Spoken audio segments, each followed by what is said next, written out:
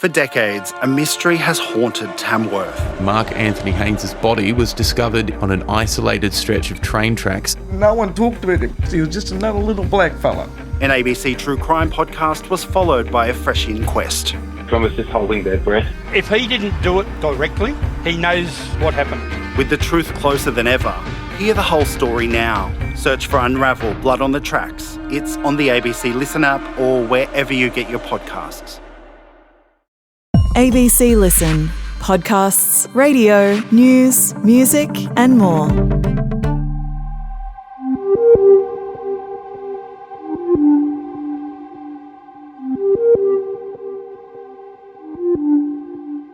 The case against the accused in a decades-old double murder has been put before a Melbourne court, and we've got all the details.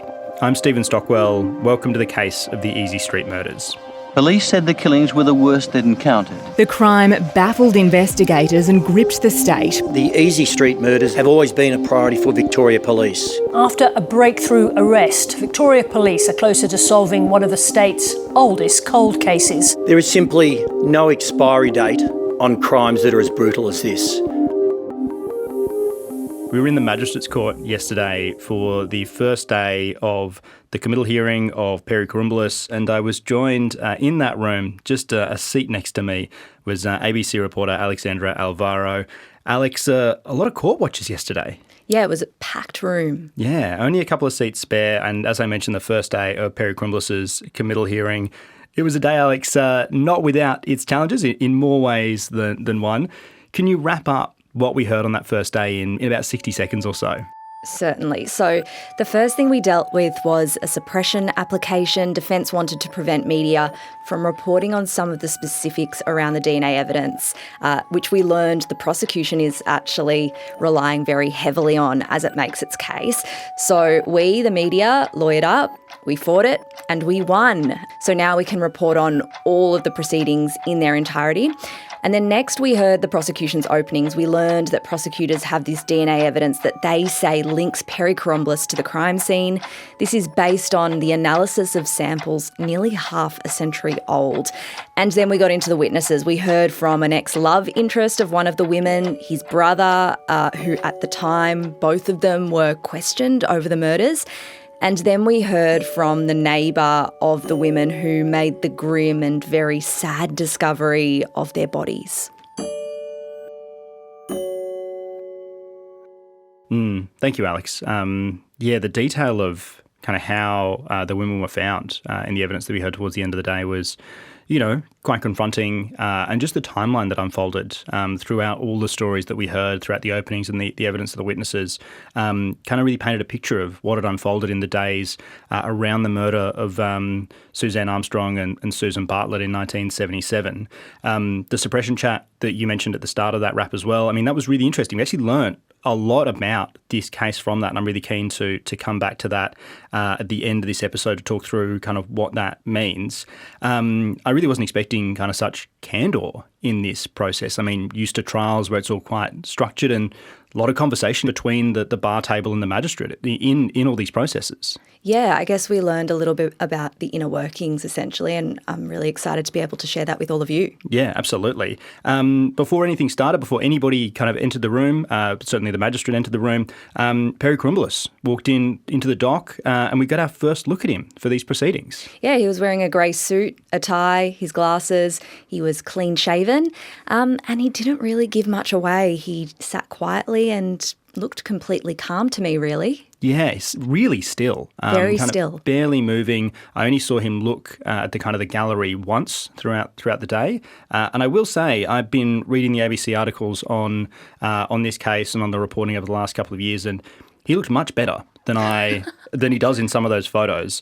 And yeah, we ran through some of the charges in this as well. So he's been charged with 2 counts of murder and 1 count of carnal knowledge, which is related to the alleged rape in this situation. Do we know how he's going to plead? So he hasn't entered a plea yet, and that's not unusual. Usually that happens after the committal process, but his defence lawyer did flag that he had plans to plead not guilty, and indicated also that he may seek to have that carnal knowledge without consent charge, the rape charge, dismissed. Yeah, right. Again, interesting, the kind of the conversations and this sort of insight into the process, sort of going, yeah, look, we're going to look at having this dismissed towards the end of this process from his barrister, Dermot Dan. Which is super useful for us because we know exactly where this is going now. Exactly, yeah. And being able to say as well, even at this point, look, we're expecting him to plead not guilty, is useful information because, as you say, that's not something that happens in this process. It's something that happens a bit later in all of these stages. We then had Magistrate Sonnet, the magistrate who's overseeing this matter, come into the room with a wry smile, one of many wry smiles that he would wear throughout the day. And then after we got through that suppression chat, we were into the openings. What did we learn in those openings? So it was essentially a timeline on how the prosecution saw the events unfolding in 1977. So it's alleged that in January 1977, Perry Kouroumblis entered the home of the women on Easey Street. He murdered them. He inflicted multiple stab wounds to the women. We learned a little bit about Perry Kouroumblis, that he lived with his parents less than 300 metres down the road from the women, but the prosecution said he had no relationship to them. Right. The women were last seen on the 10th, according to these openings, and their bodies were discovered on the 13th of Jan. And as they're going through this, we haven't gotten into any of the kind of details of this. And before they even got to the detail of, how the bodies were discovered, what police found at the scene, I was really surprised because Magistrate Sonnet kind of jumped in and was like, just so you all know, there's some kind of confronting detail coming up. And I mean, that's a warning for you as well, listening here. There is some kind of confronting detail of how these women were found and the injuries that they had and the state of the house. But is that, Alex, something you've seen before? It's not, but it makes complete sense to me. There were family members of the women present in the courtroom and also on the link. And I thought it was a really human thing to do, especially given some of the details that we're about to discuss. Yeah. What did we get into? What did the police find when they went into the house? So it was neighbours that discovered the women's bodies and there were photographs taken of the crime scene at the time. So we were kind of going through what was contained in those photographs. It was said that Susan Bartlett was found face down, her head towards the front door. She was clothed. Suzanne Armstrong was found facing upwards on the floor of the front bedroom. Her nightie had been pulled up, her legs were open. There was a pool of blood under her head and there was blood on the walls and on a towel, on a lamp. According to the post-mortem, 29 stab wounds had been inflicted to Suzanne Armstrong, 55 to Susan Bartlett. And on the 18th of January, prosecutors say, so not long after the women's bodies were found, it's alleged that Mr. Kouroumblis was spoken to by police near the crime scene. And it's alleged that a knife was found in his boot and that he gave conflicting or differing accounts of where he'd gotten it. And then some time passes according to this timeline that prosecutors were running us through. There's further DNA analysis done on the samples that were found at the crime scene over the years. And then in 2017, Mr. Kouroumblis leaves for Greece. The prosecution alleges that police had asked him for a DNA sample, that he originally agreed and then he refused and then he left for Greece. Yeah, right. And I mean, when you're talking about the DNA samples, the testing that's done, and you're saying some time has passed, I mean, quite a bit of time has passed, right? Like we're talking decades between, these crimes occurring in 1977 and some of that testing started. I think it was like 98 where they did a little bit more testing and something like that. And then in the 2010s, 2017, 2018, around there. Yes, and it's amazing that police at the time had the foresight to take these samples because I don't think there's much that they could have done with them given the technology that they had back then. But now, of course, we're able to run all of these advanced tests and as I said, this is what prosecutors are now relying on to make their case. Yeah, it was interesting. I mean, thinking about the differences in policing, we were talking before we hopped into the studio today about the blood types that the prosecution said were observed in the house and on the various blood samples that they taken. You know, one blood sample is A, one blood sample is O, and you know, I think it's just a really interesting insight into kind of how policing was done at the time. And Alex, the way they got the DNA samples for Perry Kouroumblis, or the way that they, you know, initially tied him to this, the story behind that's pretty interesting too, right? It is. So, as I said, he'd left for Greece in 2017.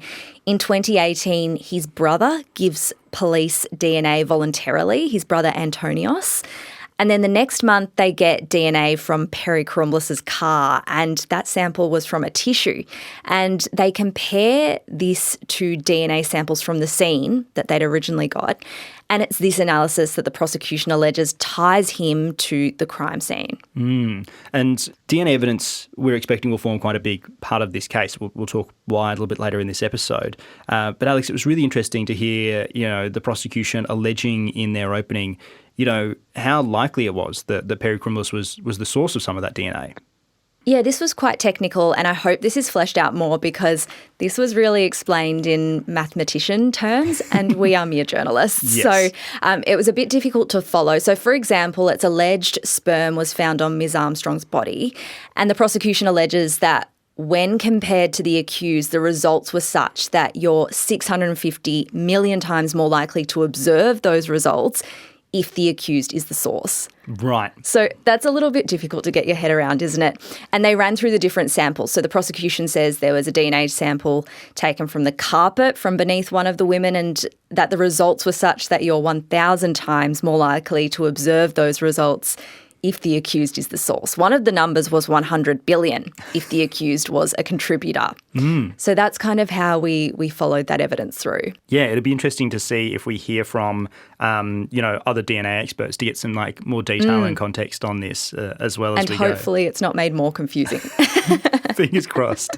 After we had the prosecution opening, we then had the defence opening, Dermot Dan, KC jumping up. Where did he take us? Yeah, so he wasn't really required to give a formal opening as such, but he outlined where the defence would kind of be going, a roadmap he called it. He sees the primary issue in this case as it's an issue around identity. And he said that there were a lot of other people investigated, that there was an alternate suspect interviewed in 1977. He said that would be explored. And he also said there were issues around the DNA evidence, issues around the reliability of that evidence. As we say, these are decades old samples. He wanted to explore issues around contamination, degradation. And yeah, getting an insight into kind of how the defence of Perry Kouroumblis will run at a stage like this is really interesting. You know, this idea that, you know, they're going to look at other suspects at the time. It'd be interesting to see how that unfolds. Once we got through all this, into the witnesses. We had the first witness up, Barry Woodard. He had been on a date with Suzanne Armstrong in the kind of, you know, days, weeks before she was found dead. He joined via a video link, and this was not without its challenges, as I'm sure most of you have experienced previously. Someone in their 80s using video conferencing software is not always a smooth run. And the court is not immune. It was, you know, there is this light and shade that we get in courtrooms. And, yeah, we've had this morning in the court of this really heavy scene being spelt out, explained to us, talked through the evidence that's going to be presented. And then we have Barry joining on a link. And, you know, even with all of that, the kind of the giggles in the room as he, you know, struggled to hear the magistrate and the barristers. It was kind of awkward at times, right, Alex? It was, and I say this with so much respect and understanding, but Barry is now a man in his 80s. He was appearing on video link, as you say. He was having trouble hearing. It took a long time for him to be sworn in because he couldn't properly hear the oath or the affirmation that he was meant to repeat, and the magistrate was making a point of it because it has to be repeated to the T. So those were some of the difficulties that we were encountering earlier in the day. Yeah, even the conversation, you know, when someone's sworn in, they're given the option of an oath or an affirmation, and Barry not quite understanding the difference between what they were and all of that. And it came down to as a layperson, and that's so normal. Yeah, and it was I actually really appreciated how magistrates on it kind of ended up resolving that. And he's like, "Are you a man of God? Do you go to church?" He's like, "No." He's like, "Okay, you'll do an affirmation." And then we were away. And I think this is something we're probably going to see a lot through this trial, the age of the people who were, witnesses to this around at the time. Most of them are now going to be in their 70s, 80s, if not older. So we'll see that unfold. That test of memory. Yeah. And, something else, Alex, you predicted this the other day, explaining that what we'll see throughout this committal process is the prosecution often referring to documents that we don't have access to. And this happened immediately with Barry, where the prosecution said, "Have you got your affidavit?" "Yep." "Great." "Have you got your statement?" "Yep, it's all here." "Are you okay with that? Everything's fine there?" "Yeah, that's okay." And then that was it. They were done. Straight into cross-examination after that. Yeah. And what stuck out to you from Barry's evidence? So Barry's evidence is that he'd known Suzanne Armstrong, one of the women, for 3 to 4 weeks. They'd been on a blind date. She'd also gone to his sister's house for dinner. And then he didn't really hear from her, and he'd repeatedly tried to call her. And then the day before the women were discovered in their home dead, he went to the house trying to find Suzanne, he says. He went to the front door, he called out, nothing, and he'd come with his brother. They went around the side of the house, he says. They went to the back door. He noticed that the kitchen light was on, but still nothing.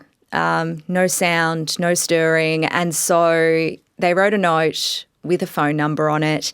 They left it in the kitchen and they left. Yeah, and I mean, this is Barry kind of being talked through his statement by the defence barrister, Dermot Dan, who was kind of interrogating things, checking things, asking him questions about what happened. And, a lot of, "Is this how you remember it?" was the way it was framed. And Barry, in a lot of cases, didn't seem to remember. He didn't, and he was really honest about that. He said, we're going back 50 years and I'm an old man. I just don't know. There was a point where he was talking about the statement that he made, and Dermot Dan was saying, "Oh, look, have you said this? Did you do this?" And he's like, "If it's in the statement, I said it. If I said it in there, I said it. I don't lie," which was, it was nice to hear him sort of expressing himself in that way. Yeah. And again, we're talking about those moments of light and shade. He was talking about the police interview that he was, he took part in at the time, late 70s, and, who was in the room. He's like, sometimes there were 2 police officers, sometimes there were 4, and if there was 4, I had to make sure my legs were under the table because otherwise they'd kick me. And then he was asked, "Wait, kick you or the table?" And he's like, "Oh no, kick me." And there was a bit of a chuckle from the room as we reflect on the policing tactics of the late 70s. And that's where we really learned that at the time, Barry was a suspect, and he was being accused by police of having carried out these murders. And it was put to him at the time, according to this cross-examination, you killed these 2 girls. There's no doubt about it. Every detective on the case knows it's you. And to that, Barry said, yes, I heard the officer say that, but that's a lot of bull dust, which I think is a perfect way of describing something that's nonsense and something, it's a phrase that I'll be using more often. Absolutely. After Barry was in the witness box, we then had his brother stepping in. And that kind of just backed up a bit of Barry's story, right? Yeah, his brother Henry, he gave similar evidence about them going to the house and leaving the note.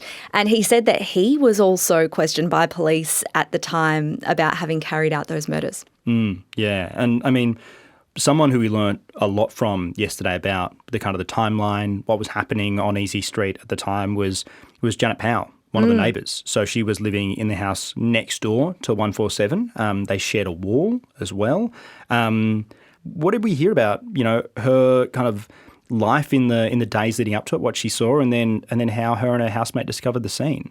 So initially she said that she saw the women's dog roaming the streets. She recognised the dog and she brought it into her home because she couldn't find the women. But she left a note at their door essentially saying, "I've got your dog." Yep. And then she got into how she discovered the women's bodies. So she said that she heard the cries of Suzanne Armstrong's baby boy and she went to investigate. She too went around the side of the building after she wasn't successful in getting their attention at the front door. She walked into the home with her housemate and Again, they didn't see anything in the kitchen. Her housemate started walking down the hallway and she said to her, "Don't walk any further," because she discovered Susan Bartlett's body at the front door. God. And what happened after that? Well, she says that they grabbed the baby, they ran out of the house and they called police straight away. Yeah. And I guess that leads to kind of the investigation that we've been hearing so much about over the last day. I mean, Janet was the last witness of the day, so we wrapped up after she finished. We ran a little bit longer with her, so it was a later finish yesterday in court. But I want to come back, Alex, to the suppression argument that we heard at the start of the day.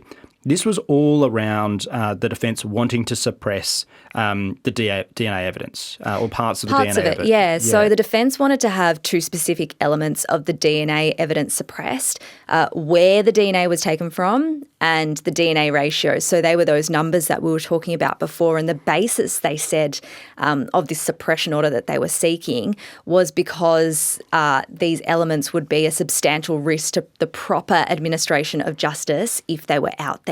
And, I mean, you say proper administration of justice. Does that mean people are going to hear that and then if they're on a jury, they could never make a sort of impartial decision? Is that the kind of the thought process here? Exactly. So they said that essentially they wanted to have this information excluded from trial for those reasons that we spoke about earlier, the reliability of this evidence essentially. And so effectively what they were saying is it may never make its way in front of a jury, but if the details are published by the media at this point, then they're never going to be able to get that information out of their minds. And as we know, when a jury is considering their verdict and considering the evidence before them, they can only consider what has been put to them. They need to block everything that they've heard about the case in the media or on the streets, talking to other people. They need to put it out of their mind. Yeah, and I mean, in the end, the suppression application was rejected.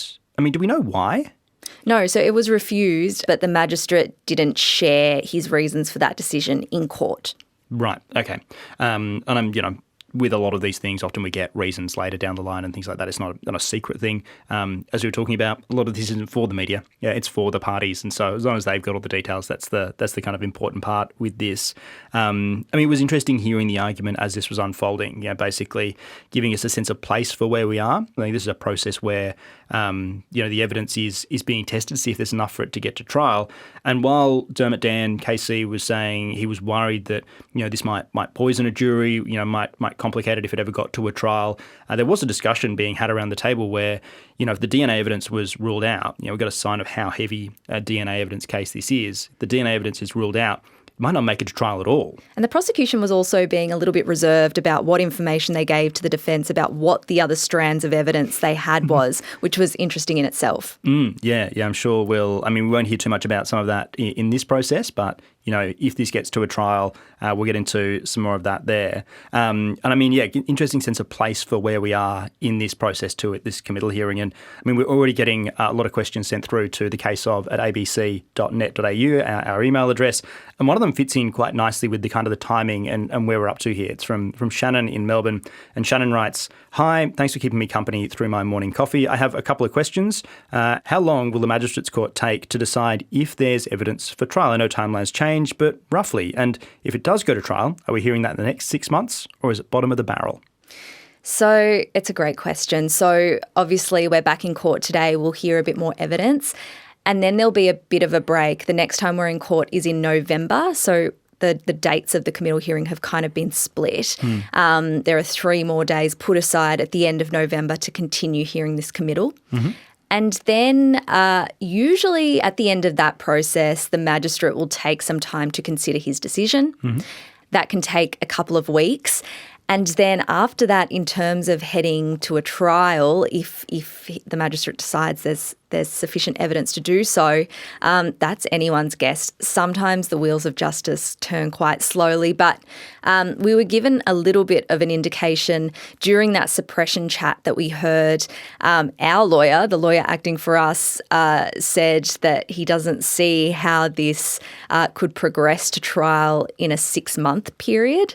So I think from that we can probably predict that it will be more than 6 months before we see this go to trial if that's the decision that's made. Thank you, Alex. Great question, Shannon, so thank you for writing in. Another one here, Alex, from Karina in Adelaide. Karina writes, "Howdy, I thoroughly enjoy listening to the case of. I can't wait till a new episode drops. You're so informative. After listening to the latest episode, I was wondering how can Perry Kouroumblis afford such high-profile representation, such as Dermot Dan and Bill Doog? We know Aaron Patterson was loaded. Is this Perry fella too? What's his background? What did he do for a living? Did he make a lot of money here, back in Greece, or both?" Wow. I actually don't know the answer to that question. I don't know what Mr. Kouroumblis does for work. Sometimes people or an accused person can be eligible for legal aid, means that they get assistance in terms of the financials around their legal assistance. I don't know if he's a legal aid client or if he's funding it himself. Thank you, Alex. And thank you, Karina, as well. Both great questions that we've been sent to the caseof at abc.net.au. If you use a smart device of any kind, you can actually put us in your contact details, and then you can talk to the faceless person in your phone and dictate your messages to us. I will say, Alex, I will be outrageously disappointed if someone hasn't already started drafting us an email asking what type of dog was found at the front of the house of Susan Bartlett and Susan Armstrong. So we'll do a bit of research. I'm sure we'll be able to answer that one in our next episode. Alex, what are you up to today? I'll be furiously taking notes in court today, and we'll be able to bring you the details of what happened in the next episode. Thank you very much. Yeah, we'll be back in your feed on Tuesday next week with a wrap of the committal so far in this sort of first section of it. We'll be taking a look at kind of what comes next, how this moves, how this evolves over the next little while. That's all happening before we move on to our next case. That is going to be the trial of Rajwinder Singh in Cairns. He's been accused of the murder of Toy Cordingley in 2018. He has pleaded not guilty. Have more on that in your feed next week. We're also expecting news on James Vasakis' parole application as well in the next couple of days, so be keeping an eye on that. If you've been following the case of Snowtown Parole, there was some pretty significant developments in that last week, so we're keeping an eye on it, and we'll bring you an update as soon as we've got one. Make sure you got yourself the ABC Listen app. Our episodes pop up there before they pop up anywhere else, and it puts you in a wonderful spot to be first in line when we have any of those details.